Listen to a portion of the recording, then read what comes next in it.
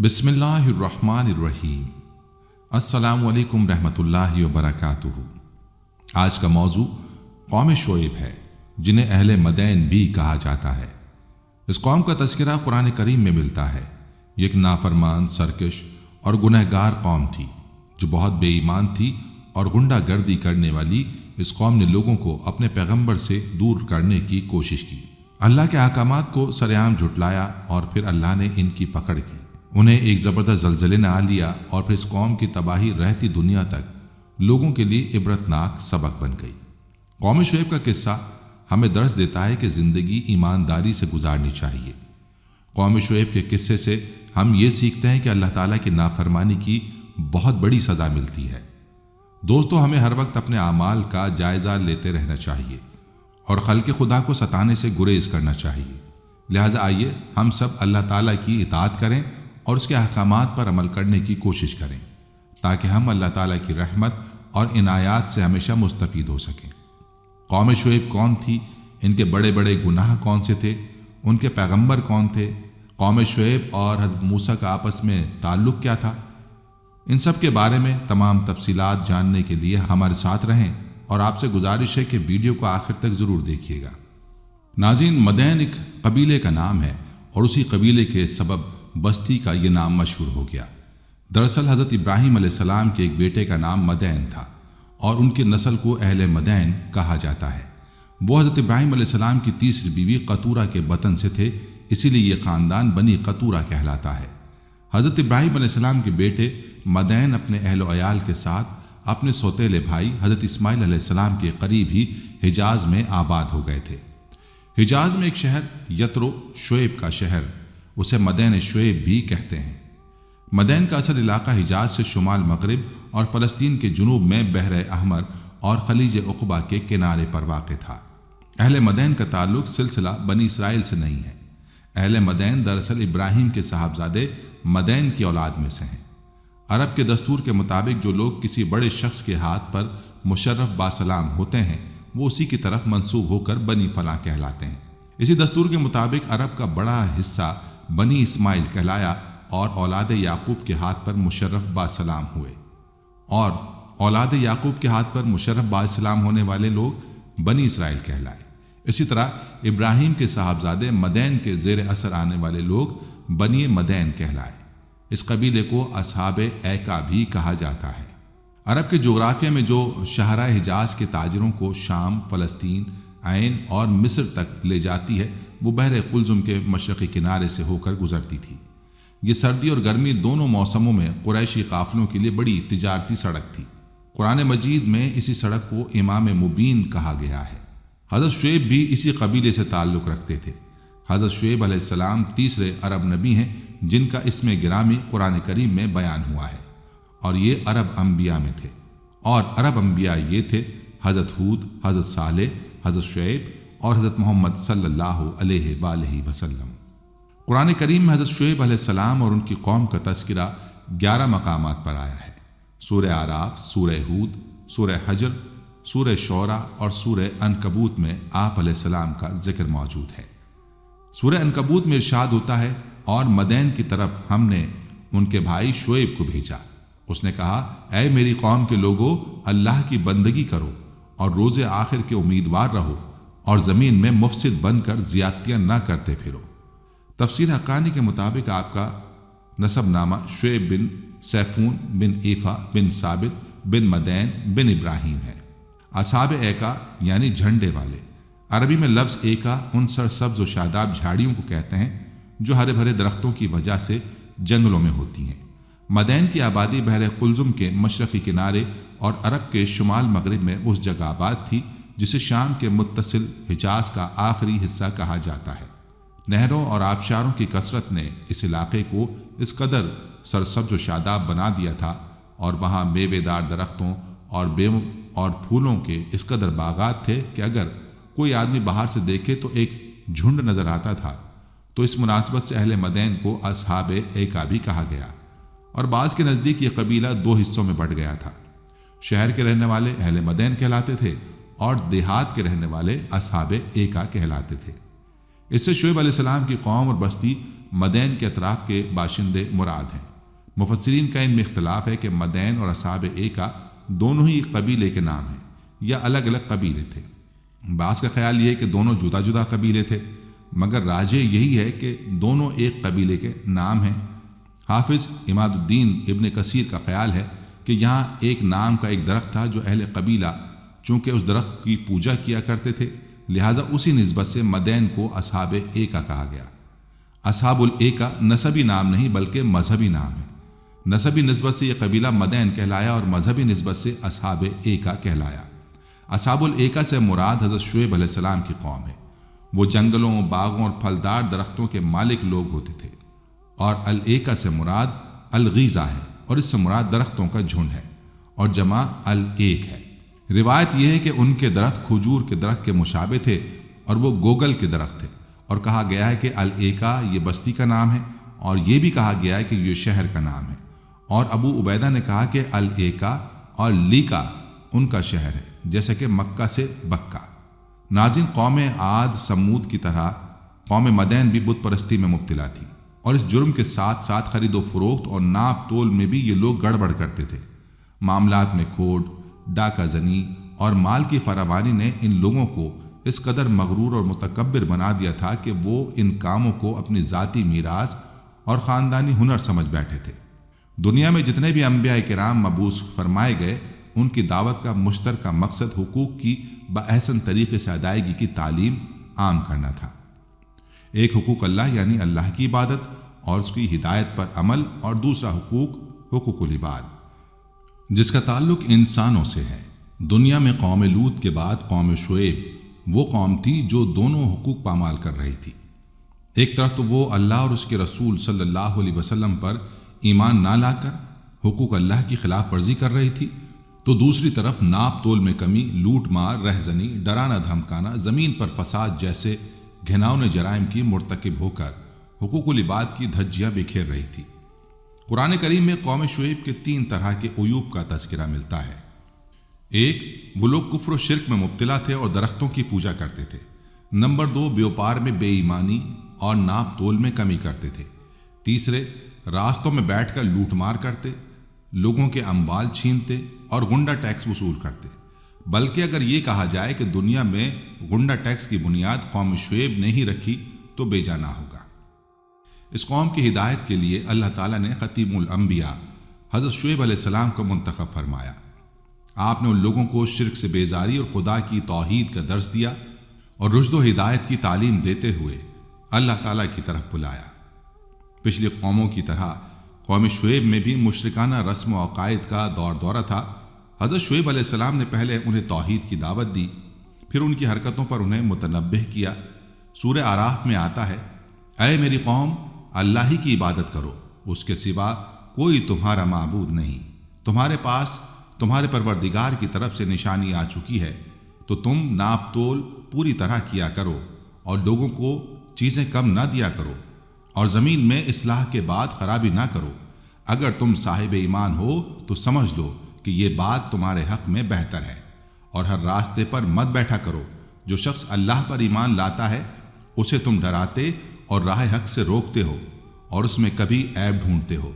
اور یاد کرو جب کہ تم بہت تھوڑے تھے، پھر اللہ نے تم کو کثیر کر دیا، اور دیکھو کیا ہوا انجام فساد کرنے والوں کا۔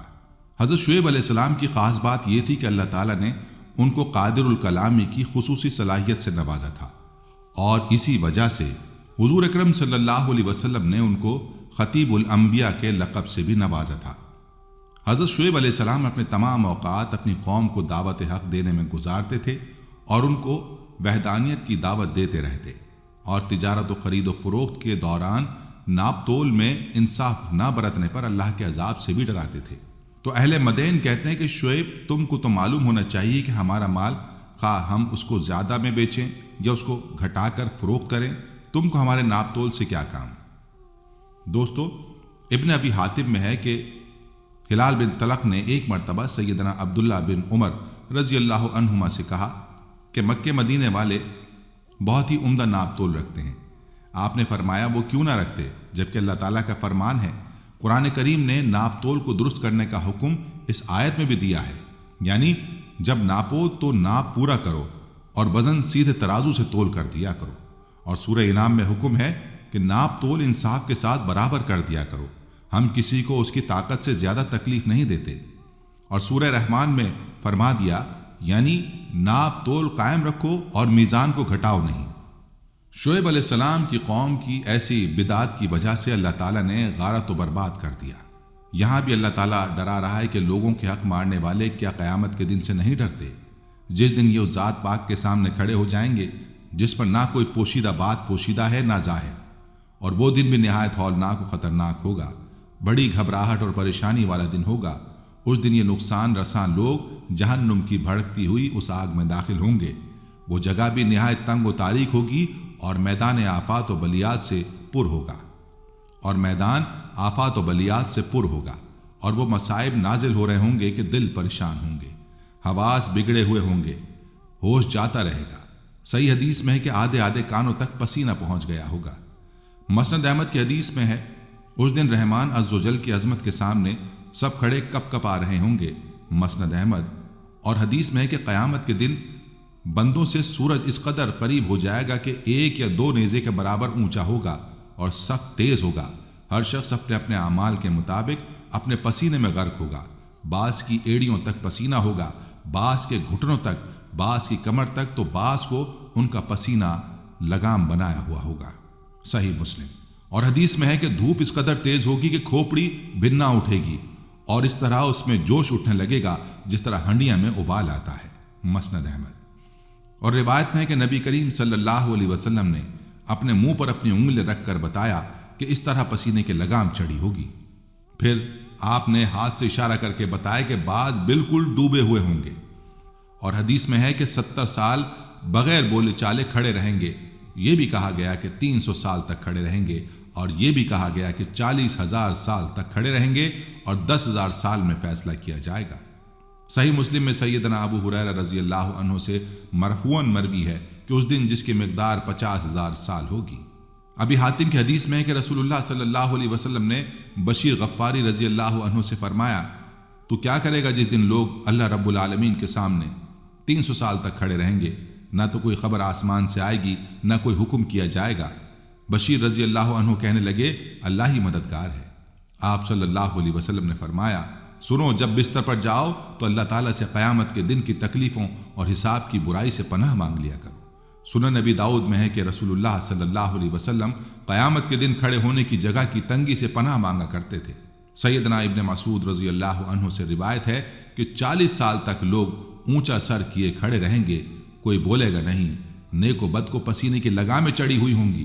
سیدنا ابن عمر رضی اللہ عنہ فرماتے ہیں کہ 100 سال تک کھڑے رہیں گے۔ ابن جریر۔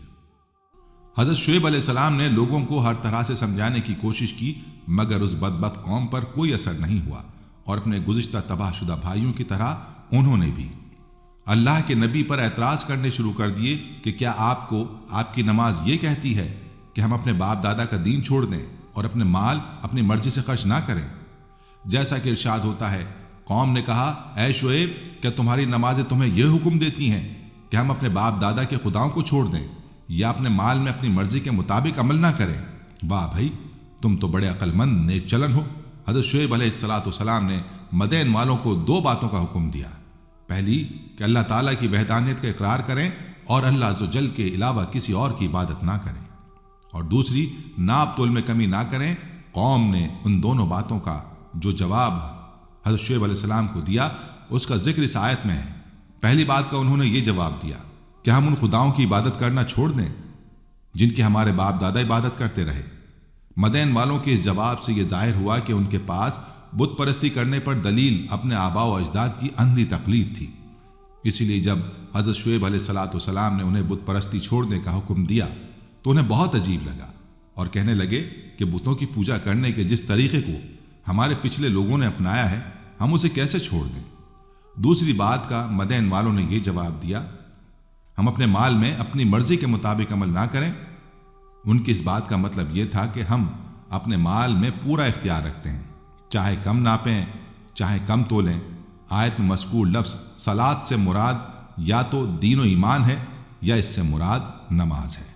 مدین والے اپنے گمان میں حضرت شعیب علیہ السلام کو بے وقوف اور جاہل سمجھتے تھے، اس لیے طنز کے طور پر انہوں نے حضرت شعیب علیہ السلام سے کہا کہ تم تو بڑے عقل مند اور نیک چلن ہو۔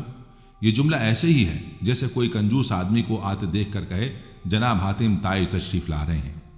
امام راضی فرماتے ہیں کہ اس آیت کے معنی یہ ہیں کہ حضرت شعیب علیہ السلام اپنی قوم میں بڑے عقل مند اور نیک چلن آدمی کی حیثیت سے مشہور تھے، لیکن جب حضرت شعیب علیہ السلام نے اپنی قوم کو ان میں نسل در نسل چلتے ہوئے بتوں کی پوجا کے جاہلانہ طریقوں کو چھوڑنے کا حکم دیا تو انہوں نے حیران ہو کر کہا آپ تو بڑے عقل مند اور نیک چلن ہیں، پھر آپ ہمیں کیسے حکم دے رہے ہیں کہ ہم اپنے نسل در نسل چلتے ہوئے بتوں کی پوجا کے طریقے کو چھوڑ دیں۔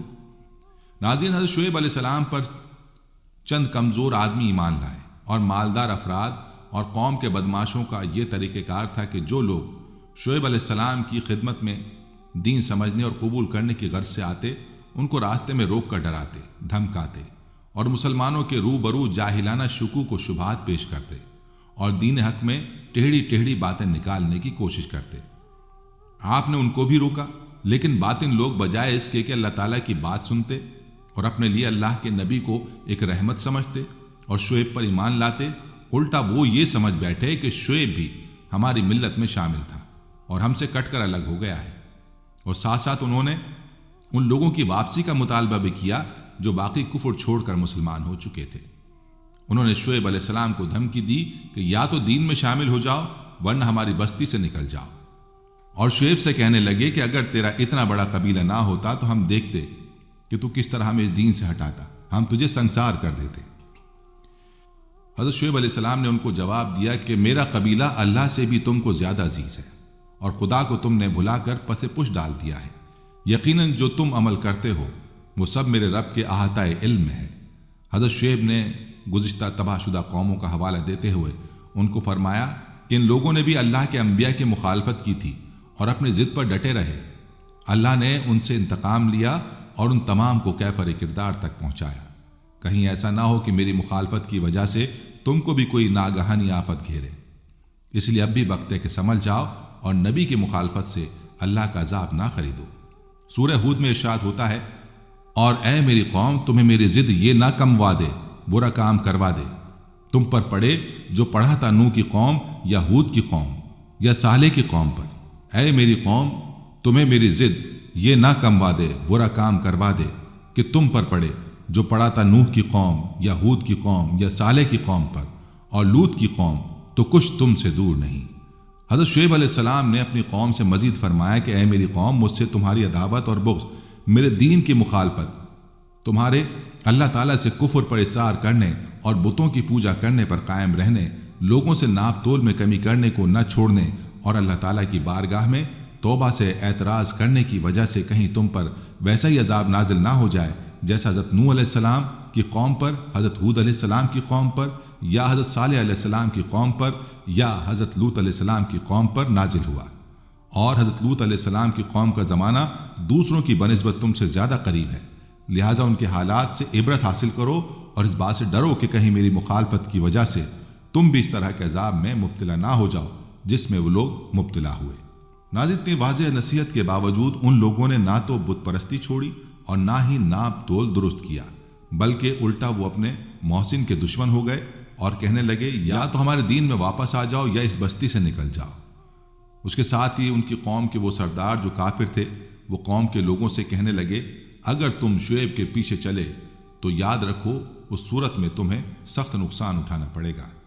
حضرت شعیب علیہ السلام نے دیکھا کہ اب ان سے کوئی امید نہیں اور ان کو میں ہر طرح سے سمجھا چکا تو آخری فیصلہ سنا دیا کہ اے میری قوم تم اپنی حالت پر عمل کرتے رہو اور میں اپنی حالت پر عمل کر رہا ہوں، تھوڑے دنوں میں معلوم ہو جائے گا کہ کس پر رسوا کن عذاب آتا ہے اور کون جھوٹا ہے اور کون سچا۔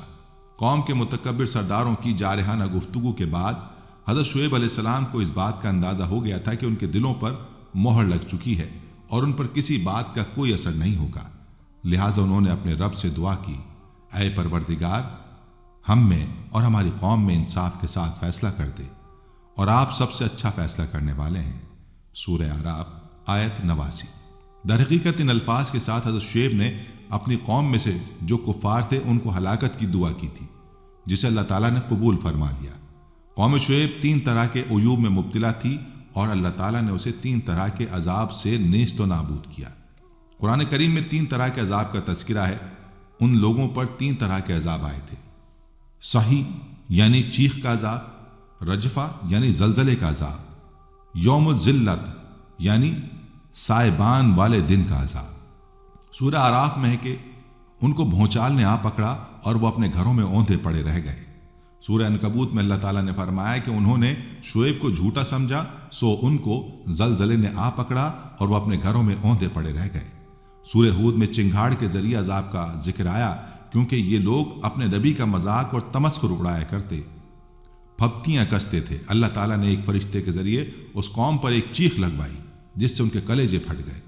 قرآن پاک میں ارشاد باری تعالیٰ ہے، اور جو ظالم تھے ان کو چنگھاڑ نے آ دبوچا تو وہ اپنے گھروں میں اوندھے پڑے رہ گئے۔ سورہ ہود آیت 94۔ سورہ شعراء میں بادل کے عذاب کا ذکر ہے جو ان کی اپنی خواہش کا نتیجہ تھا۔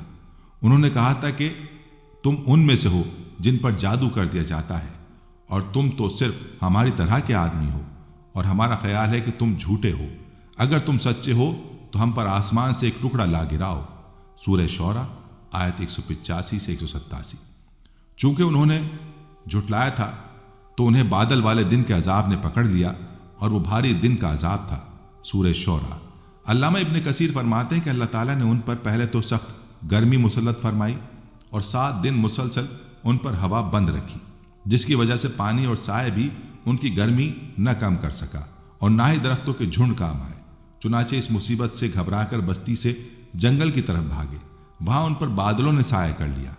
سبب گرمی اور دھوپ کی شدت سے بچنے کے لیے اس سائے تلے جمع ہو گئے اور سکون کا سانس لیا، لیکن پھر چند لمحوں بعد آسمان سے آگ کے شعلے برسنا شروع ہو گئے، زمین زلزلے سے لرزنے لگی، اور پھر آسمان سے ایک سخت چنگھاڑ آئی تو اس نے ان کی روحوں کو نکال دیا، کلیجے پھٹ گئے اور جسموں کو تباہ و برباد کر دیا، اور سب اوندھے گرے پڑے رہ گئے۔ سورہ ہود میں اللہ تعالیٰ نے اس طرح فرمایا کہ خوب سن لو، مدین بھی رحمت سے اس طرح دور کیے گئے جس طرح سمود رحمت سے دور کیے گئے تھے۔ تفسیر حقانی میں ہے کہ آخر اس قوم کا وقت بھی قریب آ گیا تھا، خدا تعالیٰ نے ان پر دھواں سا اٹھایا جس کی گرمی دلوں کو کباب کرتی تھی۔ یہ دھواں جس کو ذلہ سے تعبیر کیا، وہاں کی زمین اور پہاڑ کا دھواں تھا جو بوقت زلزلہ پیدا ہوتا تھا۔ ادھر خدا نے زلزلہ بھیجا جس نے تھوڑی دیر میں ان کو ہلاک کر دیا، پھر تو وہ اپنے گھروں میں اوندھے پڑے ہوئے تھے۔ ایسی آسمانی مصیبت کے وقت مہیب آواز بھی پیدا ہوئی، اور اوپر سے دھوئیں کا ابر آتشی، اور نیچے سے زلزلہ عظیم، اور اس پر ہیبت ناک آواز بری موت کا سامان تھا جس کے تصور سے دل لرز جاتا تھا۔ ایسی حالت میں انسان کی عادت ہے کہ وہ اپنا منہ چھپاتا پھرتا ہے اور زمین کو پکڑتا ہے۔ اس قوم نے بھی ایسا ہی کیا ہوگا جو اوندھے کے اوندھے پڑے ہوئے جان نکل گئی۔ حضرت شعیب اور ان کے متابعین اس بلا سے محفوظ رہے۔ پھر شعیب نے اس قوم کو اوندھا پڑا ہوا اور ان کے گھروں کو اجڑا اور لابارش دیکھا، گویا ان کے گھروں میں کوئی بسا ہی نہ تھا۔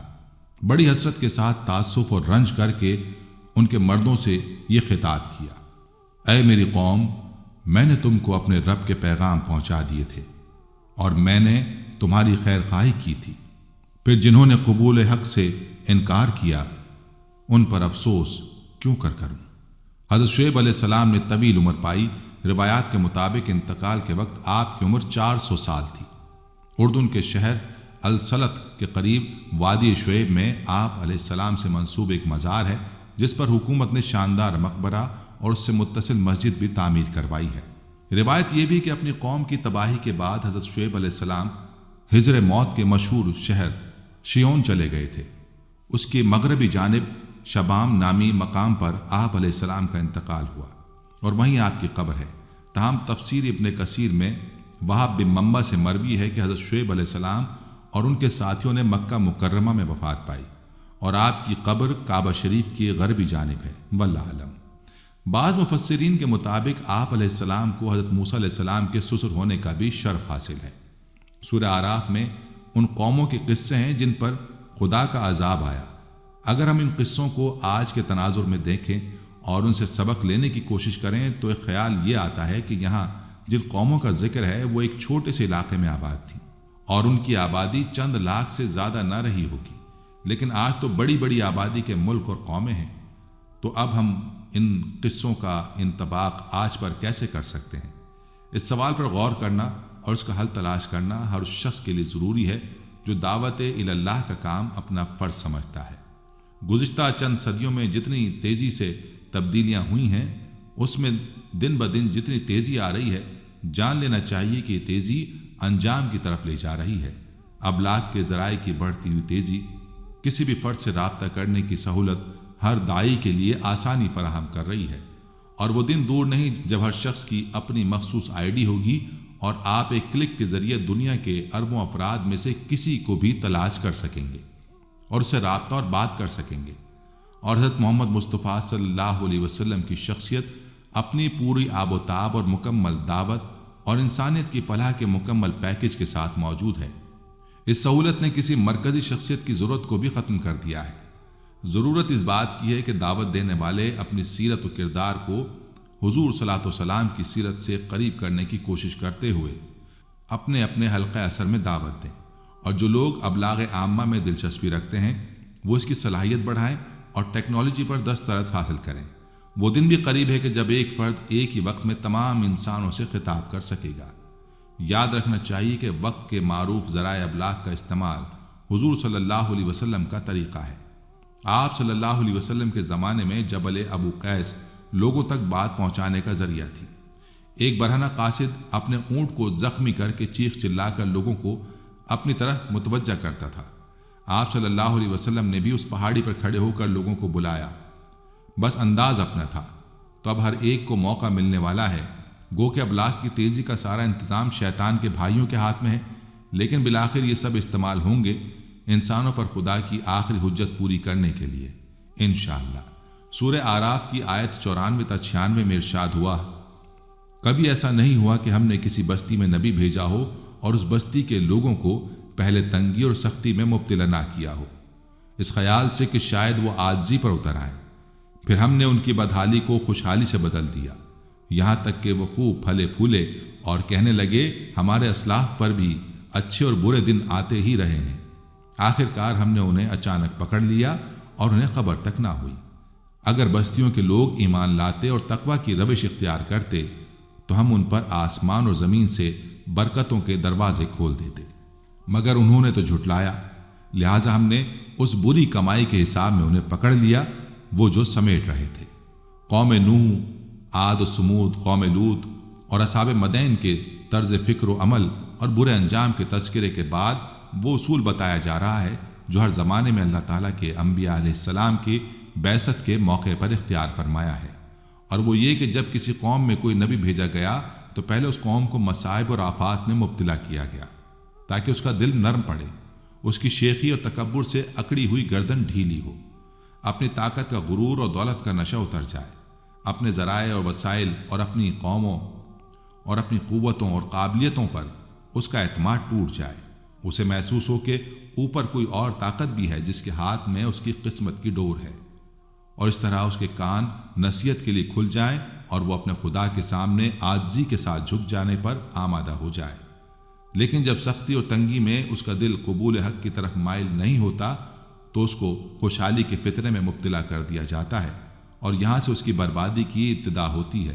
جب وہ نعمتوں سے مالا مال ہونے لگتی ہے تو اپنے برے دن بھول جاتی ہے اور سمجھتی ہے کہ حالات کے اتار چڑھاؤ اور قسمت کے بناؤ اور بگاڑ میں کوئی حکمت نہیں ہے، اور نہ ہی ہمارے لیے کوئی سبق ہے، اور نہ ہی اس اتار چڑھاؤ کا تعلق ہمارے اخلاق و کردار سے ہے، بلکہ یہ سب کچھ قانون فطرت اور طبیعت کے مطابق ہے۔ ان کی وجہ سے کوئی اخلاقی سبق لینا، ایک دوسرے کو نصیحت کرنا یا کسی کی نصیحت کو قبول کرنا اور خدا کے سامنے آہوزاری کرنا اور گڑ گڑانا صرف ایک نفسیاتی بیماری اور کمزوری ہے جو مصیبتوں کے پڑنے پر کچھ لوگوں کی ہو جاتی ہے۔ ابھی زیادہ پرانی بات نہیں، افغانستان میں قید کے دوران اسلام سے متاثر ہونے اور اسلام قبول کرنے والی صحافی کے بارے میں اس قوم کی رہنماؤں اور دانشوروں نے بھی یہی کہا کہ اپنی قوم کو اطمینان دلایا کہ جن حالات سے گزر کر آئی ہے اس کے بعد اس کا اسلام لانا صرف ایک نفسیاتی مرض ہے جو کمزور قوت برداشت والوں کو ہو جاتا ہے۔ یہ معاملہ قوموں کی طرح افراد کے ساتھ بھی پیش آتا ہے، انہیں بھی تنگی سختی کے امتحان میں ڈالا جاتا ہے، لیکن جو لوگ اسے صرف حالات کا الٹ پھیر اور معمول کی بات سمجھتے ہیں ان کی ذہنی کیفیت کا نقشہ نبی صلی اللہ علیہ وسلم نے اس حدیث میں کھینچا کہ مصیبت مومن کی تو اصلاح کرتی چلی جاتی ہے، یہاں تک کہ جب وہ اس بھٹی سے نکلتا ہے تو ساری کھوٹ سے صاف ہو کر نکلتا ہے، لیکن منافق کی حالت بالکل گدھے کی سی ہوتی ہے جو کچھ نہیں سمجھتا کہ اس کے مالک نے اسے کیوں باندھا تھا اور کیوں اسے چھوڑ دیا۔ بہت سے لوگ ایسے بھی ہیں جو مصیبت و تنگی میں اللہ کو یاد کرتے ہیں، لیکن جب آسانی اور فراخی آتی ہے تو خدا کو بھول جاتے ہیں۔ تنگی میں 10 روپے تھے تو وہ پورے ہی راہ خدا میں خرچ کر دیے، لیکن اب بے حساب ہے تو گن گن کر خرچ کرتے ہیں، اور انفاق کے ہر موقع اور مطالبے پر ناک بھوں چڑھاتے ہیں، کیونکہ وہ سمجھتے ہیں کہ جو کچھ انہیں ملا ہے وہ ان کی محنت اور قابلیت کی وجہ سے ملا ہے۔ جان لینا چاہیے کہ یہ طرز فکر و عمل مناسب نہیں اور خسارے کی طرف لے جانے والا ہے۔ یہاں یہ بات اور جان لینی چاہیے کہ ان آیات میں اللہ تعالیٰ نے اپنے جس ضابطے کا ذکر فرمایا ہے، ٹھیک یہی ضابطہ نبی صلی اللہ علیہ وسلم کی بعثت کے موقع پر بھی بڑھتا گیا، اور شامت زدہ قوموں کے جس طرز عمل کی طرف اشارہ فرمایا گیا ہے، ٹھیک وہی طرز عمل سورہ اعراف کے نزول کے زمانے میں قریش والوں سے بھی ظاہر ہو رہا تھا۔ حدیث میں عبداللہ بن مسعود رضی اللہ عنہ اور عبداللہ بن عباس رضی اللہ عنہ دونوں کی متفقہ روایت ہے کہ نبی صلی اللہ علیہ وسلم کی بعثت کے بعد جب قریش کے لوگوں نے آپ صلی اللہ علیہ وسلم کی دعوت کے خلاف سخت رویہ اختیار کرنا شروع کیا تو حضور صلی اللہ علیہ وسلم نے دعا کی کہ خدایا یوسف کے زمانے میں جیسا 7 سالہ قحط پڑا تھا ویسے ہی قحط سے ان لوگوں کے مقابلے میں میری مدد فرما۔ اللہ تعالیٰ نے انہیں سخت قحط میں مبتلا کر دیا اور نوبت یہاں تک پہنچ گئی کہ لوگ مردار کھانے لگے، چمڑے اور ہڈیاں اور اون تک کھا گئے۔ آخر کار مکے والوں نے، جن میں ابو سفیان پیش تھا، حضور صلی اللہ علیہ وسلم سے درخواست کی کہ ہمارے لیے خدا سے دعا کیجیے، مگر جب آپ صلی اللہ علیہ وسلم کی دعا سے اللہ نے وہ برا وقت ٹال دیا اور بھلے دن آئے تو لوگوں کی گردنیں پہلے سے زیادہ کڑ گئیں، اور جن کے دل تھوڑے بہت پسیج گئے تھے ان کو بھی اشرار قوم نے یہ کہہ کر ایمان سے روکنا شروع کر دیا کہ میاں یہ تو زمانے کا اتار چڑھاؤ ہے، پہلے بھی آخر قحط آتے ہی رہے ہیں، کوئی نئی بات تو نہیں ہے، اس مرتبہ ایک لمبا قحط پڑ گیا، لہٰذا ان چیزوں سے دھوکہ کھا کر محمد صلی اللہ علیہ وسلم کے پھندے میں نہ پھنس جانا۔ یہ تقریریں اس زمانے میں ہو رہی تھیں جب یہ سورہ اعراف نازل ہوئی، اس لیے قرآن مجید کی یہ آیت ٹھیک اپنے موقع پر چسپاں ہوئی ہیں، اور اسی پس منظر کو نگاہ میں رکھنے سے ان کی معنویت پوری طرح سمجھ میں آ سکتی ہے۔ آیت 99 تا 97 میں ارشاد ہوا، پھر کیا بستیوں کے لوگ اب اس سے بے خوف ہو گئے ہیں کہ ہماری گرفت کبھی اچانک ان پر رات کے وقت نہ آ جائے گی جبکہ وہ سوتے پڑے ہوں، یا انہیں اطمینان ہو گیا کہ ہمارا مضبوط ہاتھ کبھی یکایک ان پر دن کے وقت نہ پڑے گا جبکہ وہ کھیل رہے ہوں گے۔ کیا یہ لوگ اللہ کی چال سے بے خوف ہیں؟ حالانکہ اللہ کی چال سے وہی قوم بے خوف ہوتی ہے جو تباہ ہونے والی ہو۔ اللہ تعالیٰ نے انسان کو ارادے اور عمل کی جو آزادی بخشی ہے اس کے لیے ایک دورانیہ مقرر کیا ہے جسے عمر کہا جاتا ہے۔ اس دوران میں اسے اپنی طرف رجوع کرنے کے لیے خوشی اور غم کی صورت میں ریمائنڈرز دیے جاتے ہیں، لیکن اگر وہ ان سے غفلت برتتا ہے اور رجوع نہیں کرتا تو وقت مکمل ہوتے ہی سانس کی ڈور ٹوٹ جاتی ہے، جبکہ انسان یہی سمجھتا ہے کہ سب اچھا جا رہا ہے۔ یہی اللہ کی چال ہے جس سے غفلت کی وجہ سے انسان بے خوف ہو جاتا ہے۔ 100 تا 102 میں ارشاد ہوا، اور کیا ان لوگوں کو جو سابق اہل زمین کے بعد زمین کے وارث ہوتے ہیں اس امر واقع نے کچھ سبق نہیں دیا کہ اگر ہم چاہیں تو ان کے قصوروں پر انہیں پکڑ سکتے ہیں، مگر وہ سبق آموز حقائق سے تغافل برتتے رہے اور ہم ان کے دلوں پر مہر لگا دیتے ہیں، پھر وہ کچھ نہیں سنتے۔ یہ قومیں جن کے قصے ہم تمہیں سنا رہے ہیں تمہارے سامنے مثال میں موجود ہیں، ان کے رسول ان کے پاس کھلی کھلی نشانیاں لے کر آئے، مگر جس چیز کو وہ ایک دفعہ جھٹلا چکے تھے پھر اسے وہ ماننے والے نہ تھے۔ دیکھو اس طرح ہم منکرین حق کے دلوں پر مہر لگا دیتے ہیں، ہم نے ان میں سے اکثر میں کوئی پاس عہد نہ پایا بلکہ اکثر کو فاسق ہی پایا۔ یہ ایک تاریخی حقیقت ہے، تاریخ سے کوئی سبق نہیں لیتا۔ حالانکہ ہر گرنے والی قوم کے زوال کی وجوہات سامنے ہوتی ہیں، اور ابھرنے والی قوم اگر عقل سے کام لے تو جان سکتی ہے کہ کچھ عرصہ پہلے جو لوگ اسی جگہ عروج پر تھے انہیں فکر و عمل کی کن غلطیوں نے برباد کیا، اور یہ بھی سوچ سکتی ہے کہ جس خدا نے انہیں ان کی غلطیوں پر پکڑا تھا وہ آج کہیں چلا تو نہیں گیا ہے، نہ کسی نے اس سے یہ قدرت چھین لی ہے کہ آج عروج پانے والے اگر وہی غلطیاں کریں جو گزرے ہوئے لوگ کر رہے تھے تو وہ ان سے بھی زمین کو پاک کر دے۔ اور ہوتا یہ ہے کہ جب وہ تاریخ سے سبق نہیں لیتے اور اپنے آپ کو خواب غفلت میں ڈالتے ہیں تو پھر خدا کی طرف سے بھی انہیں سوچنے سمجھنے کی اور کسی کو نصیحت کرنے کی توفیق نہیں ملتی۔ خدا کا قانون فطرت یہی ہے کہ جو اپنی آنکھیں بند کر لیتا ہے چمکتے سورج کی روشنی سے محروم ہی رہتا ہے، اور جو خود نہیں سننا چاہتا اسے پھر کوئی کچھ نہیں سنا سکتا۔ وجہ اس کی یہ بتلائی گئی ہے کہ یہ عہد کی پابندی نہیں کرتے تھے۔ یہ عہد کیا ہے؟ سب سے پہلا عہد جو انسان کو وفا کرنا چاہیے وہ اس کا خدا سے ہے، جس نے اسے وجود بخشا اور اس کے زندہ رہنے کا انتظام کیا۔ دوسرا عہد انسانی معاشرے سے ہے، جس نے اسے پیدا ہونے کے بعد پروان چڑھایا اور استحکام بخشا۔ تیسرا عہد وہ ہے جو ہر شخص مصیبت اور پریشانی کے لمحوں میں یا جب اس پر اچھے جذبات کا غلبہ ہو اپنے خدا سے کرتا ہے۔ یاد رکھیں، جو انسان اپنے خالق سے وفادار نہیں، اس سے کیے ہوئے عہد کو پورا نہیں کرتا، پھر وہ کسی سے بھی نہ وفا کرے گا نہ کوئی عہد پورا کرے گا۔ اگر آپ اسے عہد کا پابند دیکھتے ہیں تو جان لیں کہ وہ اسی وقت تک کی پابندی کرے گا جب تک اس کا اپنا فائدہ ہو۔ جہاں نقصان کا امکان بھی ہوا وہ دغا دے جائے گا۔ اللہ سبحانہ تعالی ہم سب کو اپنے دین کا صحیح فہم بخشے اور اس فہم کے مطابق دین کے سارے تقاضے اور مطالبے پورے کرنے کی توفیق عطا فرمائے۔ وآخر دعوانا ان الحمد للہ رب العالمین۔ ناظرین، قرآن کریم میں جہاں بہت سارے نبیوں کے قصے بیان کیے گئے ہیں، وہیں جلیل القدر نبی حضرت موسیٰ علیہ السلام کا قصہ اس میں سب سے زیادہ مفصل طور پر بیان کیا گیا ہے۔ حضرت موسیٰ علیہ السلام کی زندگی کے مختلف پہلو مختلف مراحل میں قرآن کی مختلف صورتوں میں آئے ہیں۔ ان کی زندگی کا ایک موقع یہ بھی تھا کہ جب آل فرعون نے ان کی جان لینے کا ارادہ کر لیا تھا، لیکن بروقت انہیں اطلاع ہو جاتی ہے اور وہ اپنی جان بچا کر علاقہ مدین کی طرف ہجرت کر جاتے ہیں۔ جب وہ مدین پہنچتے ہیں تو وہاں ایک کنویں کے پاس دو خواتین کو کھڑا ہوا پاتے ہیں جو انتظار کر رہی ہوتی ہیں کہ کنویں پر موجود لوگ اپنے مویشیوں کو پانی پلا کر چلے جائیں۔ حضرت موسیٰ علیہ السلام ان کی مدد کرتے ہیں اور ان جانوروں کو از خود پانی پلا دیتے ہیں۔ سورہ قصص کی آیت نمبر 22 سے 33 میں آتا ہے، مصر سے نکل کر جب موسیٰ نے مدین کا رخ کیا تو اس نے کہا، امید ہے کہ میرا رب مجھے ٹھیک راستے پر ڈال دے گا۔ اور جب وہ مدین کے کنویں پر پہنچا تو اس نے دیکھا کہ بہت سے لوگ اپنے جانوروں کو پانی پلا رہے ہیں اور ان سے الگ ایک طرف دو عورتیں اپنے جانوروں کو روک رہی ہیں۔ موسیٰ نے ان عورتوں سے پوچھا، تمہیں کیا پریشانی ہے؟ انہوں نے کہا، ہم اپنے جانوروں کو پانی نہیں پلا سکتے جب تک یہ چرواہے اپنے جانور نہ نکال لے جائیں، اور ہمارے والد ایک بہت بوڑھے آدمی ہیں۔ یہ سن کر موسیٰ نے ان کے جانوروں کو پانی پلا دیا اور پھر ایک سائے کی جگہ جا بیٹھا اور بولا، پروردگار جو خیر بھی تم مجھ پر نازل کر دے، میں اس کا محتاج ہوں۔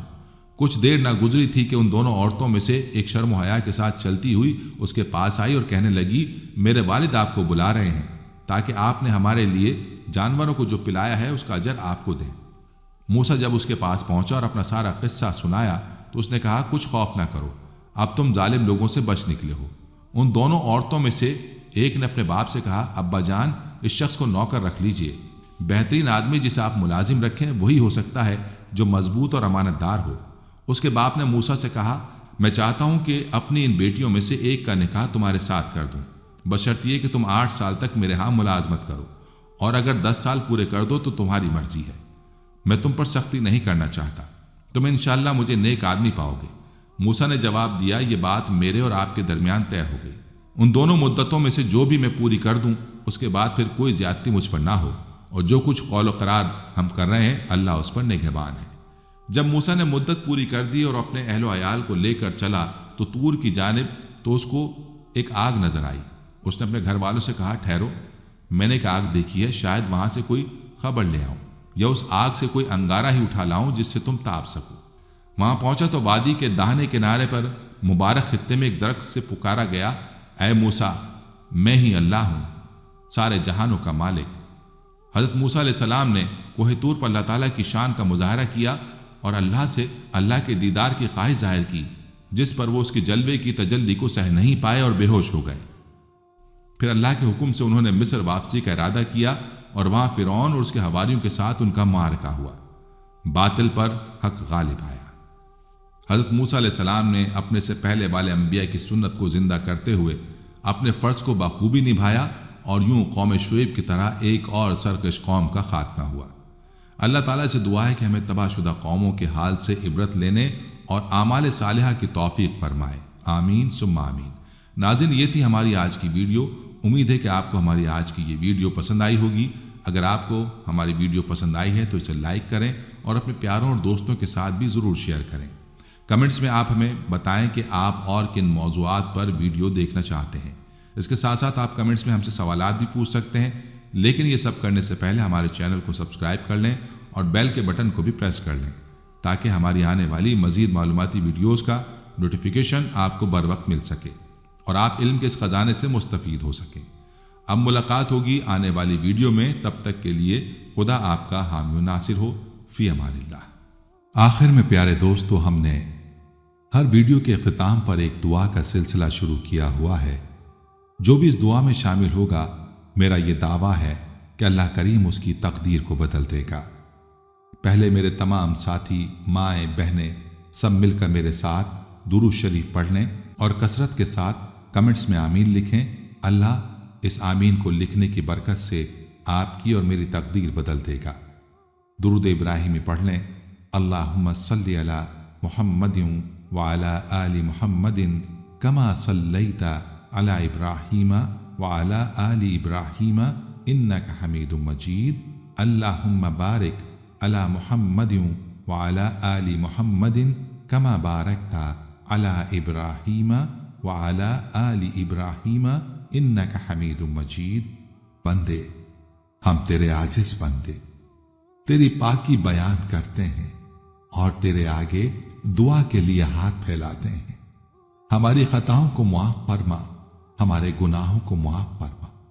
اے اللہ، ہم اپنے اگلے پچھلے صغیرہ کبیرہ، چھوٹے بڑے سبھی گناہوں، خطاؤں اور نافرمانیوں کی تجھ سے معافی مانگتے ہیں۔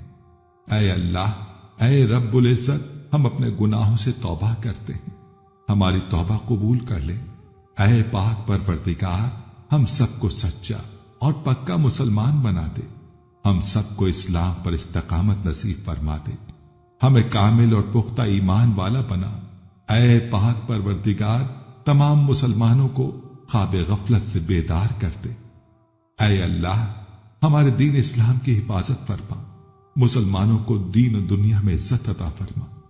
اے عرش مولا کے مالک، اے حکمت والے، اے کائنات کے رب، ہمارے دلوں کو گمراہ ہونے سے بچا، جس طرح سے پہلی قومیں گمراہ ہوئی ہیں اور جس طرح سے پہلی قوموں نے اپنے انبیاء کی نافرمانی کی ہے۔ اے اللہ، تو ہمیں ایسی نافرمانی سے بچا۔ اے اللہ، تو ہمیں ان عذابوں سے بچا جو تو نے پچھلی قوموں پر نازل کیے ہیں۔ اے اللہ، تو ہمیں ان تمام گناہوں سے بچا جن گناہوں میں پچھلی قومیں مبتلا ہوئی ہیں۔ اے مولا کریم، تو ہماری حفاظت فرما ہر اس فعل سے جو تیری ناراضگی اور تیرے غضب کا سبب بنا۔ اے اللہ، ہماری زندگی کو اپنی چاہت کے مطابق ڈھال دے، ہمیں صرف اور صرف نیکی کی توفیق عطا فرما۔ ہم نیکی کی باتوں کو سننے والے بن جائیں اور ان پر عمل کرنے والے بن جائیں، اور نیکی کی باتوں کو پھیلانے کی ہمیں توفیق عطا فرما۔ اے اللہ، یہ دور فتنے کا دور ہے، امت کے اندر ہر طرح کے گناہ پائے جاتے ہیں، تو ہمارے حال پر رحم فرما اور ہمیں گناہوں سے بچنے کی توفیق عطا فرما۔ اے اللہ، تو کریم ہے، تو رحیم ہے، تو رحمان ہے، تو غفور الرحیم ہے، تو ہمارے گزشتہ گناہوں کو معاف فرما دے اور آئندہ کے لیے ہمیں گناہوں سے بچنے کی توفیق عطا فرما۔ اے اللہ، ہمارے تن من، ہمارے دل کو، دماغ کو، روح کو، جسم کو پاکیزہ بنا دے، ہمارے دلوں پر لگے زنگ کو، ہمارے دلوں پر جمی گندگی اور میل کو اپنی رحمت سے دھو ڈال۔ اے اللہ، ہمیں اپنے عذاب اور رسوائی سے بچا۔ اے پاک پروردگار، تمام مسلمانوں کی افلاس، سستی اور غفلت سے حفاظت فرما۔ یا اللہ، اسلام کا بول بالا فرما، اسلام کا جھنڈا بلند فرما۔